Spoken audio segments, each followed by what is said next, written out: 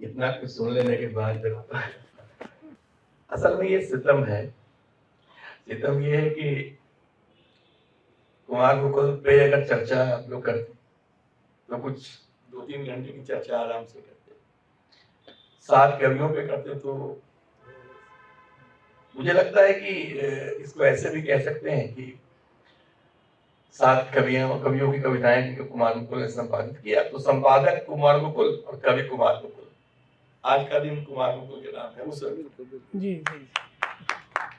और जो कवि सब कवियों में 7 कवि हैं वो कुमार मुकुल से किस कदर जुड़े हैं ये हम सब जानते हैं। अब कहना क्या उसमें, एक से तो पंजाई लड़ाते रहे हैं। मुझे लग रहा था कहीं राजू जी यहाँ भी पंजा लड़ना शुरू नहीं कर दें, लेकिन उन्होंने नहीं, बहुत ही मुझे उम्मीद के खिलाफ जाकर के उन्होंने बहुत संयत तरीके से बात की। मैं डर रहा था कि हो सकता है थोड़ी देर में वो दृश्य उपस्थित हो जाए। आभा जी को इनकी धर्मपत्नी है और सप्तपदियम के बाकी जो कवि सुधीर सुमन साथ चलने वालों में, आरा तक जाने में, साथ में पूजा खाने में, वापस लौटने में, जसम और सबके कार्यक्रमों में साथ बैठने में। नवीन, मुझे याद है कि जब मैं एक लंबे सबैटिकल के बाद, इसको मैं कह सकता हूँ एजुकेशनल सबैटिकल, मेडिकल कॉलेज की पढ़ाई के बाद जब मैंने फिर से कुमार मुकुल से मुलाकात के बाद वो चर्चा फिर कभी लिखना शुरू किया, तो जिन लोगों की कविताएं उस गोष्ठियों में हुआ करती थी कहीं कहीं, उसमें नवीन बहुत ही गंभीरता से कुमार मुकुल ने कहा ये जो लड़का छोटा सा बहुत बढ़िया लिखता है। तो वो गौर से सुनना शुरू किया और वो ध्यान से सुनना पड़ता था। तो ये नहीं कह सकते हैं कि इसमें मेरा ख्याल है कि नवीन के पास और भी कविताएं होंगी और ढूंढ के निकाली जानी चाहिए। तो सबका नियम जो है वो संपादक कुमार मुकुल के किताब के रूप में भी देख सकते हैं और कुमार मुकुल की कविताओं पे बात करने के बारे में भी। लेकिन पहले कुमार मुकुल से ही बात शुरू करता हूं। मैं कोशिश करूंगा कि कम से कम बातें करूं। सचिन तेंदुलकर के बारे में एक बात कही जाती है कि वो जब से पैदा हुआ तब से बूढ़ा है। बुजुर्गी बा अकल, अगर उर्दू के मुहावरे का इस्तेमाल करें तो। कुमार मुकुल की शुरुआती कविताओं को भी आप देख लीजिए और आज की कविताओं को भी देख लीजिए। कुमार मुकुल की शुरुआती टिप्पणियों को भी पढ़ लीजिए, गद्य में है या टिप्पणी के रूप में है या प्रतिक्रिया कमेंट्स के रूप में है, या आज के आलेख को भी पढ़ लीजिए। कुछ नहीं समझ में नहीं आता है कि कोई आदमी 18 साल, 20 साल, 22 साल की उम्र में इतना मैच्योर कैसे हो सकता है। एक अद्भुत किस्म की परिपक्वता दिखाई पड़ती है। मैं अगर अपने को पलट के देखता हूं तो मुझे अपना कच्चापन दिखाई पड़ता है कि मैं 2 पत्ते दिखाई पड़े, फिर थोड़ी बड़ी सी, फिर कुछ पत्ते इसे नोच लिया, फिर कुछ बिखर गए, फिर उसके बाद बात समझ में आने लगी। लेकिन कोई आदमी इतना समझदार कैसे पैदा हो सकता है। कुमार मुकुल के जो पहला संग्रह था या उसके बाद के सारे संग्रह, कुमार मुकुल की जो टिप्पणियां तो आलोक जी पे जो सालों पहले लिखा, रघुवीर साहब को जो सालों पहले लिखा, वो संपादित नहीं हुआ। 109 पर लिखा, 109। हाँ नहीं, वो तो बाद में। लेकिन रघुवीर साहब पे, विष्णु खरे पे आज के 15 साल, 20 साल, 30 साल, 20 साल पहले जो कुमार मुकुल ने लिखा वो संपादित नहीं हुआ। तो कुमार मुकुल में एक सचिन तेंदुलकर वाली मैच्योरिटी है कि आपको बाहर से बचपना दिखेगा, सहजता दिखेगी, लेकिन जो मस्तिष्क है वो एक खास तरह की परिपक्वता लिए हुए, वो कम रचनाकारों में ये बात दिखाई पड़ती है। मैं ये नहीं कह रहा हूँ कुमार मुकुल में विकास नहीं है, कुमार मुकुल में विकास है। वो विकास कहाँ है उस पर तो 1 घंटा बात करने का मौका मिले तब चर्चा हो सकती थी, लेकिन आज तो शायद वो बात नहीं हो सकती है। आज सिर्फ कुमार मुकुल का जो एक चयन था अभी जो वर्ल्ड प्रेस से न्यू वर्ल्ड से जो आया था, उसकी तो उसमें मुझे कुमार मुकुल ने लिखने का अवसर दिया था, उसमें मैंने बहुत सारी बातें कही थी। लेकिन मैं आज सिर्फ लंबी कविताओं के बारे में बात करूंगा। लंबी कविता जो है वो मैराथन है, स्प्रिंट नहीं है। लंबी कविता सोडा वाटर नहीं है, बॉटल खोला कुछ निकल गया। नहीं, लंबी कविता फास्ट फूड भी नहीं। आजकल एक नई रिवायत चल पड़ी है, हमारे कुछ कवि ऐसे हैं जो 4-5 लाइन में अपनी बात कहते हैं, वो सूक्तियां बनाते हैं और वो हिंदवी और कविता युग्म और कौन सा उनका फोटो और 4 पंक्तियां डाल के लगाते हैं और वो लगाते हैं उस पर 1,500-2 हजार लाइक, जिसको कुमार बोल कहते हैं इंस्टाग्रामी कविताएं। तो ऐसी इंस्टाग्रामी कविताएं करने वाले लोग जो हैं, तो ऐसी कविता नहीं है। कविता के लिए आवेग चाहिए, बिना आवेग की कविता नहीं संभव होती है। क्योंकि आवेग में क्या होता है, आवेग में गति होती है और थोड़ा मास होता है। दोनों के मिलने से मतलब मात्रा और गति दोनों मिलाएंगे तब जाके मोमेंटम बनता है। तो आवेग तो चाहिए, वो मोमेंटम तो चाहिए। लेकिन छोटी कविताओं में क्या होता है कि मात्रा कम, गति ज्यादा, बात निकल गई। लेकिन जो लंबी कविताएं लिखते हैं वो कंप्लीटली अलग, एकदम अलग मामला है पूरा का पूरा।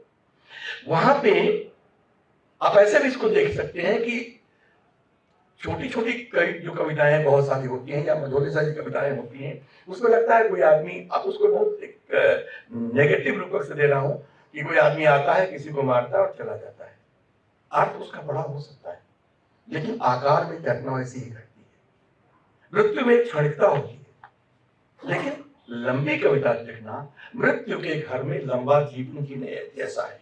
और यह केंद्र में बैठे आलोक धनवा से अधिक कौन जानेगा ये लंबी कविता लिखना कितना कठिन है और क्यों आदमी लिख पाता है। लंबी कविता मृत्यु के घर में जीने की कला है। जब मैं ये कह रहा हूं तो बहुत आज मैं सुबह सोचा कि मैं क्या कहूंगा, तो 4-5 पंक्तियां लिखी। उसमें पहली पंक्ति मैंने यही अपने फोन पे लिखी, ये लंबी कविता लिखना मृत्यु के घर में जीने की जैसी है। क्योंकि क्या है कि आप कविता तभी लिखते हैं जब कुछ चीज आपको परेशान कर रही है, कोई दुख, कोई संकट, कोई मृत्यु। वह सौंदर्य जो आपको बहुत उद्वेलित कर रहा होता है वह भी कहीं ना कहीं नष्ट हो रहा है या नष्ट हो चुका है, तभी आप उस तक जाते हैं। उसके बिना संभव ही नहीं है। सिर्फ आप सौंदर्य की आराधना करते हुए, सौंदर्य के पीछे चलते हुए आप कविता नहीं लिखते हैं। कोई बात चुभती है तभी आप लिखते हैं। तो मृत्यु के घर में आराधना जैसी चीज, मृत्यु के घर में जीवन जीने की कला जैसी चीज लंबी कविता लिखना है। वो आप लोग जब लिखते हैं तो ऐसा नहीं है कि एक नजर डाली और कह दिया वाह उसकी लटें, दुपट्टा, कुंडल कह के निकल गए। नहीं, कुमार को जब लंबी कविता लिखते हैं, कोई भी लंबी कविता लिखता है तो देर तक चलना होता है, देर तक और दूर तक। जब तक कि यात्रा नहीं होगी आप लंबी कविता नहीं लिख सकते। लंबी कविता लिखने के लिए मैं जब ये बातें कह रहा हूं तो सब कुमार कुल कविताओं के बारे में कह रहा हूं। लंबी कविता जो कि मेरी ये सारी कविताएं कई बार पढ़ी हुई हैं। मेरा ख्याल है अंतिम कविता भूमिका को छोड़कर वो शायद सबसे पहली कविता है। हाँ, लेकिन पता नहीं वो मुझ तक नहीं पहुंच पाई थी, हमें मुझे समझ में नहीं है। तो लंबी कविता लिखने का मतलब ये है कि तो अगर आप रोज कुछ बोल रहे हैं, लंबी कविता नहीं लिख सकते। अगर आप देर तक सुनते हैं, देर तक देखते हैं, देर तक महसूस करते हैं, तब आप लिखते हैं। कुमार मुकुल के कुल गोत्र को लेके अंकित ने कुछ बातें की। कहा जाता है घोषित तौर से कुमार मुकुल अपने को शमशेर से जोड़ते हैं और शमशेर की बहुत सारी जो खूबसूरती है वो कुमार मुकुल के लिए साध्य भी रही है। और इनकी बहुत सारी छोटी कविताएं और कहीं कहीं पे काफी कमाल दिखता है, लगता है कि हाँ।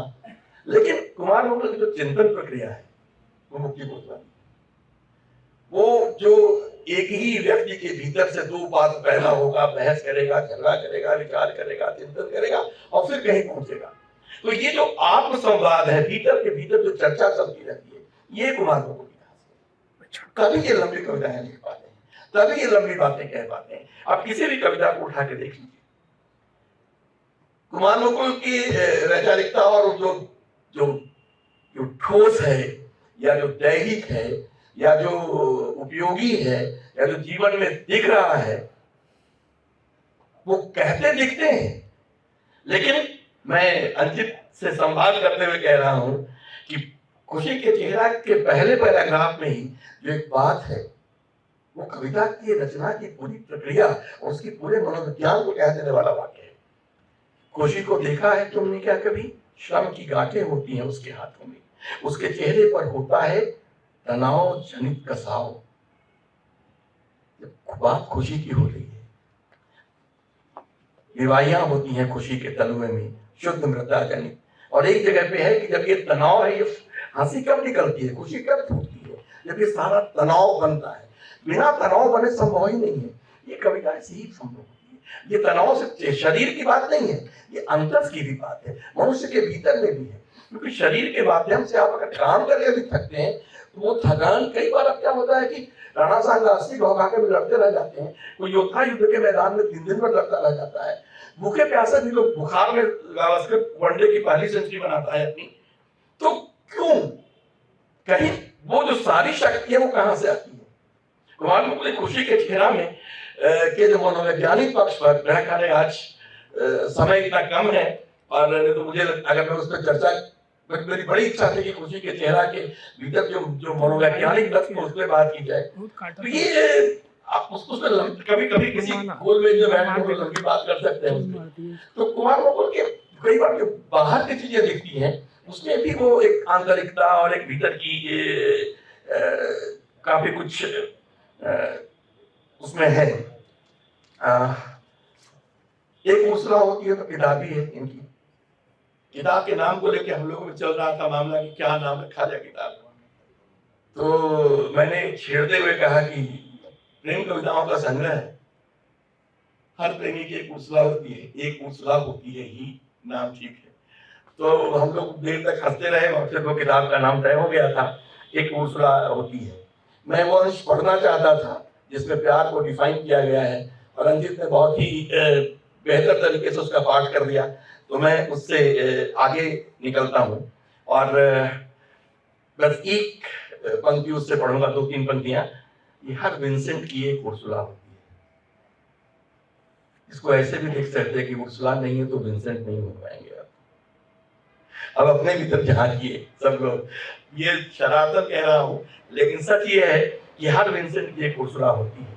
यानी आप अगर आप वो निगाह नहीं रखते हैं, वो अगर आप सादगी नहीं रखते हैं, वो मासूमियत नहीं रखते हैं कि बिंद जाए, वो कोमलता नहीं रखते हैं कि उर्सुला देखे और चुप जाए, वो आप अपना पानीपन, वो जलत तो अगर आपके भीतर नहीं है तो कैसे फिर उर्सुला का चेहरा दिखेगी और कैसे आंख मिलेगी? तो ये जो पूरी की पूरी जो ये कविता है ये कई स्तरों पे चलती है और जब प्रकाशित हुई थी तो काफी लोगों ने काफी जगह चर्चा हुई। जनसत्ता में अनामिका ने एक लंबी सी टिप्पणी लिखी थी इस पर। और फिर कुमार मुकुल की दूसरी, जो कि कई यहाँ के और बाहर के कवि इनकी नकल भी करते दिखाई पड़ते हैं, डिस्क्रिप्शन। कुमार मुकुल की लंबी कविताओं में, छोटी कविताओं में कई बार लगता है कि सिर्फ डिस्क्रिप्शन है। क्रिएटिविटी की ट्रेनिंग पे जब बात आती है तो सबसे पहली शर्त होती है कि आपको डिस्क्राइब करना आना चाहिए। और ये पहली ट्रेनिंग है, क्रिएटिविटी वर्कशॉप की पहली डे, कि आप इस दृश्य को कैसे आप दिखाते हैं। बहुत कम कवियों के पास ये क्षमता है कि आप, जैसे बारिश जो कविता है, मैं तो कहूंगा कि अंकित से और बाकी सारे लोगों से, कि नए जो लिखने वाले लोग आ रहे हैं सबको कहो भैया बारिश पढ़ो कि कैसे डिस्क्राइब करना होता है। आशुतोष दुबे के पास भी कुछ कविताएं ऐसी हैं, एक गली में दोपहर कुछ थम गई है, एक सहारा आता है, कंप्लीट डिस्क्रिप्शन है और अर्थ जो है वो आपको दूसरी तीसरी अर्थ पढ़ने में लगेगा, अच्छा हाँ इसमें ऐसे ऐसे अर्थ हो सकते हैं। हमने अपनी तरफ से अर्थ रखने का कोई प्रयास नहीं किया है। कविता में अर्थ हो सकता है, नहीं भी हो सकता है, आप पाठक से अपना अर्थ रख सकता है, अपना अर्थ ढूंढ सकता है, कोई जरूरी नहीं उसका कोई उद्देश्य ही हो, कोई अर्थ ही हो। ऐसी भी कविताएं बहुत होती, हमारे ख्याल में वैसी कविताएं धीरजीवी भी होती हैं, कालजयी भी होती हैं और सारी विचारधाराओं के आर पार जाके अपना अस्तित्व स्थापित करती हैं। तो रोटी बनाने की कला पर भी एक छोटी सी बात मैं कहना चाहूंगा कि होता यह है कि रोटी बनाना हमेशा बेटा का सीखता है तो माँ से ही सीखता है। क्योंकि अधिकार मेरा भी बेटा जब जा रहा था पढ़ाई करने देश से बाहर, तो माँ ने कहा कि देखो हलवा बनाना सीख लो और रोटी बनाना सीख लो, और क्या है कि आलू उबाल दोगे तुम नमक मिला के चोखा तो जी लोगे कहीं किसी भी हाल में। तो उसने कहा कि ठीक है, तो रोटी कैसे बनाते हैं, बेलना शुरू किया, देख के बोला अच्छा रोटी गोल गोल घूमती है बेलते समय, जब चकला पे घूम ऐसे करते हैं तो रुकी से घूमती है। तो कहने का मतलब ये कि बच्चे ऑब्जर्व करते हैं। कुमार मुकुल पूरे में जो ऑब्जर्वेशन है उसकी खूबसूरती अपनी जगह, लेकिन उस प्लेन सिंपल ऑब्जर्वेशन से माँ के साथ संबंध, जीवन के संघर्ष, कितनी बात। भोजन को लेकर के रामदान के पीड़े जो लंबी कविता है, मुझे याद आ रहा है कि जब कुमार मुकुल का एक लंबा पाठ काव्य पाठ हुआ था, तो कुमार मुकुल काव्य पाठ था जिसमें आलोक जी ने कहा था कि स्वाद को जो नहीं जानेगा वो क्या लिखेगा।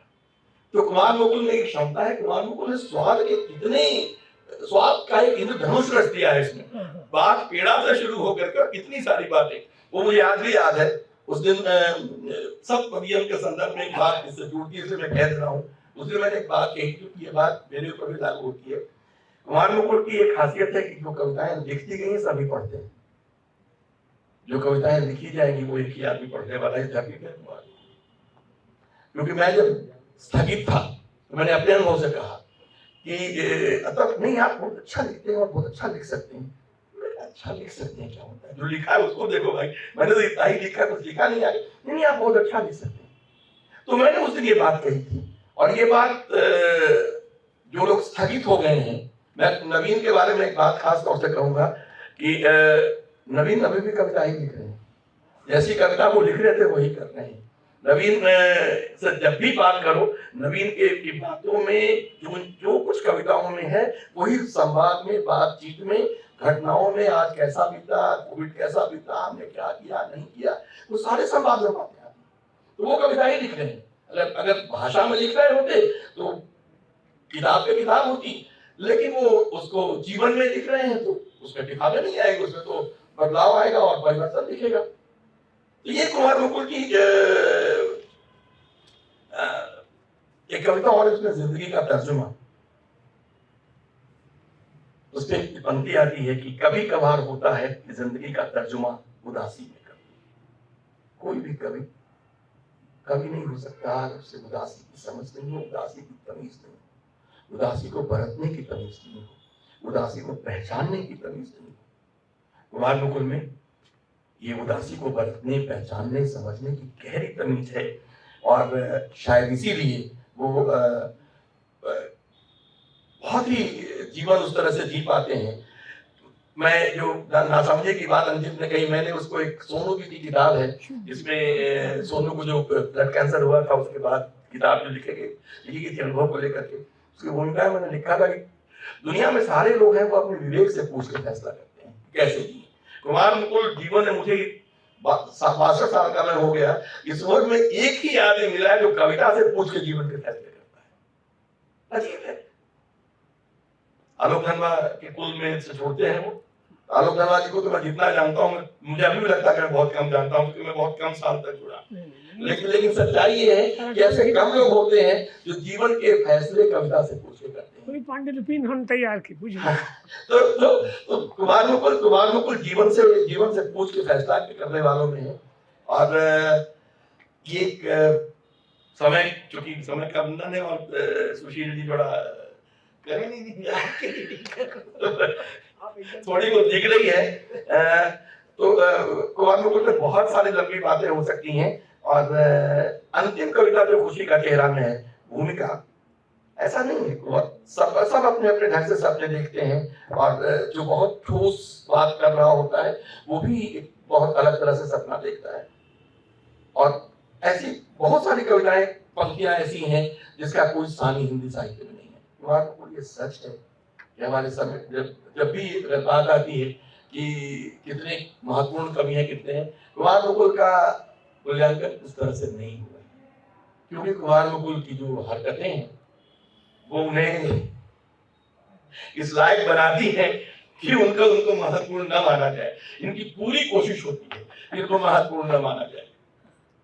अभी अजीब सी बात है, लेकिन अगर मैं मुड़ के देखता हूँ तो बिहार में ही देखता हूँ तो 2-3 नामों को छोड़ने के बाद सिर्फ वही निगाह टिकती है, वरना और तो इतने सालों का साथ। और एक मैं तो उस्ताद कहता हूँ कि मैं जब कुछ लिखता हूँ भेज देता हूँ, मुकुल जी झेलिए। मुकुल जी कहते हैं कि नहीं बनी जो भी ये चलता है, हम लोगों में चलता रहता है, आपसी खींचतान चलती रहती है, लेकिन ये जो एक उस्तादी है, तो कुमार मुकुल में खास तरह की उस्तादी भी है, जिन्होंने बहुत मेहनत से धीरे धीरे अर्जित की और लगातार कई बार आपको लगेगा कि जैसे ये किसी खास चीज पे अड़े हुए हैं, अकड़ू के अंदाज में, लेकिन नहीं, कुमार मुकुल बहुत ही खुल के मिलते हैं, खुल के पढ़ते हैं और कोई भी इलाका इनके लिए ऐसा नहीं है कि वहां पे प्रवेश निषेध है। हर इलाके में घुसते हैं, हर कुछ पढ़ते हैं, ये कविताएं लिखते हैं तो ये रानी मुखर्जी पे भी लिखते हैं, एंजेलिना जोली पे भी लिखते हैं, इसलिए आप मीना कुमारी पे भी लिखते हैं, इसलिए आप इस बात आप मन में आप जान लीजिए कि जितना शरीफ लिखते हैं उतना शरीफ ये है नहीं। अब इनकी एक उसला है, कौन है मैं नहीं जानता हूँ, तो हम लोग दोनों में जो उम्र का अंतर है, तो हम लोगों ने एक वो जो एक दूरी बना के रखी है कि हम इनके अनकॉन्शियस में कविता के माध्यम से भले झांक लें, जीवन जिंदगी की जो आंखें हैं उसके माध्यम से इनके अनकॉन्शियस हम नहीं झांकते हैं। लेकिन आज दिन है इनका, इतनी खिंचाई तो बनती है जब एक उर्सला है होती है जैसी कविता लिखी जाएगी तो ये भूमिका में वो मैं उसी से अपनी बात खत्म करूंगा इसको लेकर के कि अपना अपना परिवेश पुनर्रचित करने का मौका मिले हमें तो वहां से शुरू करना पसंद करेंगे हम। परंपरागत अर्थों में कोई संबंध जहां हमें अपना परिभाषित करने को बाध्य न हो, अपनों के बीच खड़े हो हम, हमारा अतीत हमारे वर्तमान से आरंभ हो और हमारा वर्तमान हमारे भविष्य का खींच है, वह वर्तमान जिससे अतीत का आरंभ, अतीत की सृष्टि। और आप इसको पलट के देखिए कि अतीत की सृष्टि या फिर आप अपनी यात्रा में आप अपने वर्तमान को इतना फैलाते हैं, अपनी समझदारी को इतना स्पीड कर देते हैं कि आप पहुंच जाते हैं वहां जहां से सभ्यता की शुरुआत हुई। यह कारण नहीं है कि कुमार मुकुल वेद वेदांत पर भी किताब लिख रहे हैं, 100 कवियों पे भी लिख रहे हैं, वो कवि जो भविष्य में जाकर कल को शमशेर या कुछ और भी बन सकते हैं, तिब्बत बनेंगे, दिनकर बनेंगे, लेकिन एक साथ सब कुछ कर रहे हैं। तो कविता बहुत सारे अर्थों के द्वार खोलती हुई अंत में सप्तपदियों को लेकर के ज्यादा कुछ नहीं, लेकिन इतना जरूर कहूंगा कि राजू जी गद्य की बात बहुत करते हैं, लेकिन सच्चाई ये है कि जब दिल धड़कता है तो कभी कविता लिखते हैं। एक कविता इनकी है जिसको वो कहते हैं कि मेरा साहस मैंने अपनी बाहों में सब कुछ लिया, लेकिन मेरा साहस मेरी बाहों में नहीं आ पाया। तो आदमी कोई भी मजबूत से मजबूत दिखता है, पंजा लड़ाने वाला आदमी भी कभी न कभी कमजोर होता है। सुशील सुमन जी कितने भी क्रांतिकारी और संघर्ष में दिखे, लेकिन इनका गुमान और इनका सब कुछ हिलना, पत्ते की तरह कांपना, सब इन्हीं कविताओं में दिखता है। और मैं तो बाकी कवियों से व्यक्तिगत से परिचित नहीं हूँ, उनकी रचनाओं से भी मैं नहीं गुजर पाया और इसलिए मैं ज्यादा उन पर बात करने की स्थिति में नहीं हूँ। और बस इसी के साथ संपादक और कवि कुमार मुकुल को बहुत बहुत बधाई। जो कविताएं नहीं लिखी गई हैं उनको यूं ही पढ़ते रहिए, आपको तो आज नहीं तो कल नहीं तो परसों देश तो आप ऐसे ही पढ़ रहा है। वैसे जान लीजिए सबसे ज्यादा बिकने वाले कवि यही हैं। इनकी किताब आती है और अमेज़न में बिहार से 2 ही लोग का नाम आता है, हमारे रत्नेश्वर जी का आता है जो टॉप पे होते हैं, और एक कुमार मुकुल होते हैं, एक कुमार मुकुल होते हैं जो 55-56 अब तक 56 ये पहुंच जाते हैं। अपन लोगों को समझ भी नहीं आया कि अमेज़न वाली सूची दिखाई कहाँ पड़ती है, कई बार ढूंढने में भी गया, मेरी किताब दिखाई नहीं पड़ी, मुझे समझ में आया कि मेरी औकात क्या है। लेकिन मुकुल जी के फॉलोवर्स को पढ़ने वाले हाथों हाथ देते हैं और 10 दिन के भीतर इस टॉप 50 में आ जाते हैं। तो ऐसा नहीं है, कुमार मुकुल को चाहने वाले, सराहने वाले, पढ़ने वाले पूरे देश में फैले हैं। ये हम सब के लिए गर्व की बात है कि हम कुमार मुकुल को हम उनके साथ चलते हैं, मिलते हैं, बात करते हैं और बहुत बहुत बधाई। बहुत धन्यवाद। मुझे लगता है कि हम लोगों से थोड़ी चूक हुई है आज के कार्यक्रम में। थोड़ा कार्यक्रम हम लोगों को 2 खंडों में करना चाहिए था, 2 अलग-अलग। हाँ, 2 तो इसके खंड लिए क्षमा चाहते हैं। शुरू की और 3 बजे और ये छुट्टी के दिन में होता तो और अच्छा होता। खैर, आप सब जो यहाँ बैठे हैं इतनी देर से 8 बज चुके हैं और इतनी देर से हम लोग सब सुन रहे हैं, ये सचमुच ताकत है, जो संग्रहों की ताकत है, दोनों संग्रहों की।